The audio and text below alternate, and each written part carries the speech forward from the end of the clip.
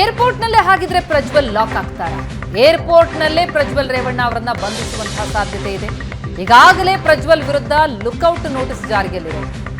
Lookout notice ಕಾರಣಕ್ಕೆ airport ನಿಂದ ಹೊರಬರೋದಕ್ಕಾಗಲ್ಲ Prajwal. Airport ಅಧಿಕಾರಿಗಳಿಂದಲೇ Prajwal ಬಂಧನದ ಸಾಧ್ಯತೆ ಇದೆ. ಏರ್ಪೋರ್ಟ್ ಅಧಿಕಾರಿಗಳೇ ಪ್ರಜ್ವಲ್ನ ಬಂಧಿಸಿ ಎಸ್ಐಟಿಯ ವಶಕ್ಕೆ ನೀಡ್ತಾರೆ. ಏರ್ಪೋರ್ಟ್ನಲ್ಲಿ ಅಧಿಕಾರಿಗಳ ನಿಯೋಜನೆಗೆ ಈಗ ಎಸ್ಐಟಿ ಮುಂದಾಗ್ತಾ ಇದೆ. ದೇಶದ ಯಾವುದೇ ಏರ್ಪೋರ್ಟ್ಗೆ ಪ್ರಜ್ವಲ್ ಬಂದಿಳಿದ್ರು ಕೂಡ ಕೂಡಲೇ ಅರೆಸ್ಟ್ ಆಗ್ತಾರೆ. ಚೆನ್ನೈ, ಕೊಚ್ಚಿ, ಮಂಗಳೂರು ಏರ್ಪೋರ್ಟ್ಗಳಲ್ಲೂ ಕೂಡ ಎಸ್ಐಟಿ ನಿಗಾ ಇಟ್ಟಿದೆ. ಮೇ 31ಕ್ಕೆ ಬರೋದಾಗಿ ಪ್ರಜ್ವಲ್ ರೇವಣ್ಣ ವಿಡಿಯೋ ಮಾಡಿದ್ದಾರೆ. ಯಾಕಂದ್ರೆ ಮೇ 31ಕ್ಕೆ ಭಾರತಕ್ಕೆ ಬರಲೇಬೇಕಿದೆ ಪ್ರಜ್ವಲ್. ಪಾಸ್ಪೋರ್ಟ್ ನಿಯಮದಂತೆ ಮೇ 31ಕ್ಕೆ ಬರಲೇಬೇಕು. ಅಂದ್ರೆ ರಾಜತಾಂತ್ರಿಕ ಪಾಸ್ಪೋರ್ಟ್ ಅವಧಿ ಮೇ 30ಕ್ಕೆ ಅಂತ್ಯ ಆಗುತ್ತೆ. ಮೇ 31ರ ನಂತರ ವಿದೇಶದಲ್ಲಿರೋದಕ್ಕೆ ವಿದೇಶಾಂಗ ಇಲಾಖೆಯ ಅನುಮತಿ ಬೇಕಾಗುತ್ತೆ. ಪ್ರಜ್ವಲ್ ಇರುವ ದೇಶದ ರಾಯಭಾರ ಕಚೇರಿಯ ಅನುಮತಿ ಕೊಡಬೇಕಾಗುತ್ತೆ. ಪ್ರಜ್ವಲ್ ವಿರುದ್ಧ ರೇಪ್ ಕೇಸ್ ಇರೋದ್ರಿಂದ ಆ ಅನುಮತಿ ಅಸಾಧ್ಯ. ಪ್ರಜ್ವಲ್ ಸಂಸದರಾಗಿರೋ ಕಾರಣಕ್ಕಾಗಿ ರಾಜತಾಂತ್ರಿಕ ಪಾಸ್ಪೋರ್ಟ್ ಇದೆ. ಆದರೆ ಆ ಪಾಸ್ಪೋರ್ಟ್ ಅವಧಿ ಮೇ 30ಕ್ಕೆ ಅಂತ್ಯ ಆಗುತ್ತೆ. ಈ ಹಿನ್ನೆಲೆಯಲ್ಲಿ ಪಾಸ್ಪೋರ್ಟ್ ನಿಯಮದಂತೆ ಮೇ 31ಕ್ಕೆ ಬರಲೇಬೇಕಿದೆ. ನಂತರ ವಿದೇಶದಲ್ಲಿರಬೇಕು ಅಂತಂದ್ರೆ ವಿದೇಶಾಂಗ ಇಲಾಖೆಯ ಅನುಮತಿ ಬೇಕಾಗತ್ತೆ.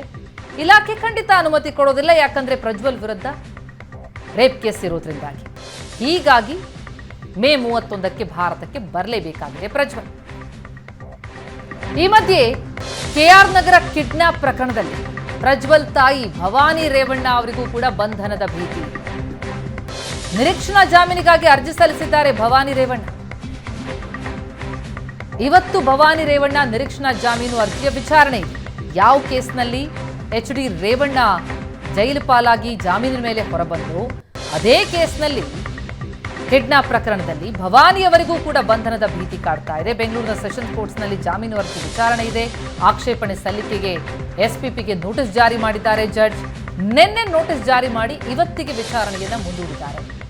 ಎಸ್ಐಟಿ ನೋಟಿಸ್ ಸಿಗ್ತಾ ಇದ್ದಂತೆ ಬಂಧನದ ಭೀತಿಯಿಂದ ಭವಾನಿ ಅರ್ಜಿ ಸಲ್ಲಿಸಿದ್ದು, ಬಂಧಿತರ ಹೇಳಿಕೆಯ ಆಧಾರದ ಮೇಲೆ ಭವಾನಿ ರೇವಣ್ಣ ಅವರಿಗೆ ನೋಟಿಸ್ ಜಾರಿಯಾಗಿದೆ. ಸಂತ್ರಸ್ತ ಮಹಿಳೆಯ ಮಗನ ದೂರಿನಲ್ಲಿ ಭವಾನಿ ಹೆಸರು ಉಲ್ಲೇಖ ಇದೆ. ಹೀಗಾಗಿ ನಿರೀಕ್ಷಣಾ ಜಾಮೀನಿಗಾಗಿ ಅರ್ಜಿ ಸಲ್ಲಿಸಿದ್ದಾರೆ. ಇವತ್ತಿಗೆ ವಿಚಾರಣೆ ಮುಂದೂಡಿಕೆಯಾಗಿದೆ. ಈ ಬಗ್ಗೆ ಇನ್ನಷ್ಟು ಡೀಟೇಲ್ಸ್ ಕೊಡ್ತಾರೆ ನಮ್ಮ ರಿಪೋರ್ಟರ್ ರಮೇಶ್ ಈಗ ಸಂಪರ್ಕದಲ್ಲಿದ್ದಾರೆ. ರಮೇಶ್, ಕಿಡ್ನಾಪ್ ಪ್ರಕರಣದಲ್ಲಿ ರೇವಣ್ಣ ಜೈಲು ಪಾಲಾಗಿ ಜಾಮೀನು ಮೇಲೆ ಹೊರಬಂದಿದ್ರು. ಈಗ ಅದೇ ಪ್ರಕರಣದಲ್ಲಿ ಭವಾನಿ ರೇವಣ್ಣ ಅವರಿಗೂ ಸಂಕಷ್ಟನ. ಸದ್ಯ ಕೇಸ್ ಯಾವ ಹಂತದಲ್ಲಿದೆ? ಭವಾನಿಯವರ ಈ ಜಾಮೀನು ಅರ್ಜಿ ವಿಚಾರಕ್ಕೆ ಬರೋದಾದ್ರೆ ಸಿಗುವಂತಹ ಚಾನ್ಸಸ್ ಎಷ್ಟಿದೆ?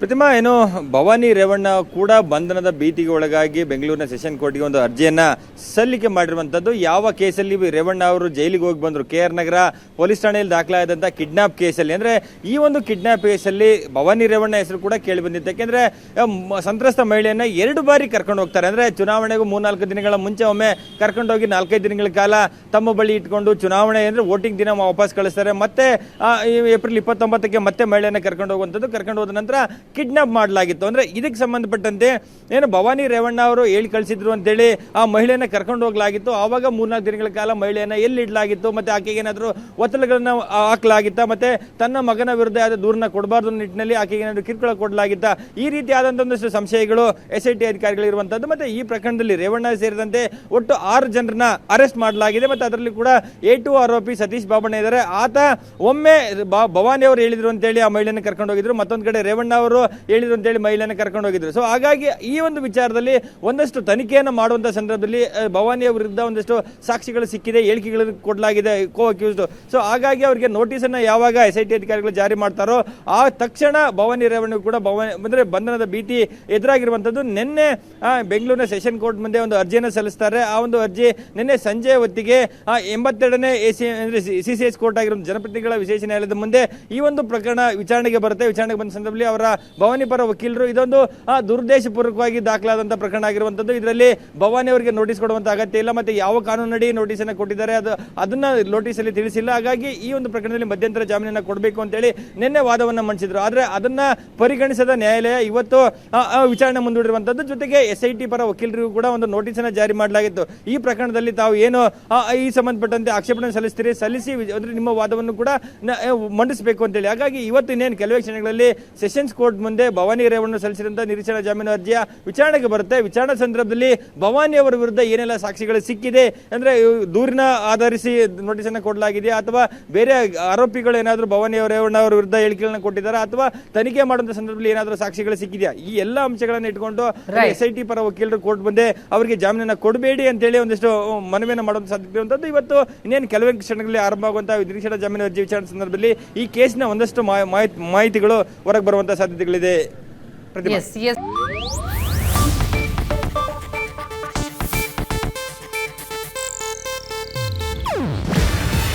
ಇದು ಏಷ್ಯಾನೆಟ್ ನ್ಯೂಸ್ ನೆಟ್ವರ್ಕ್ ಪ್ರಸ್ತುತಿ. ನೀವು ನೋಡ್ತಿದ್ದೀರಾ ಏಷ್ಯಾನೆಟ್ ಸುವರ್ಣ ನ್ಯೂಸ್.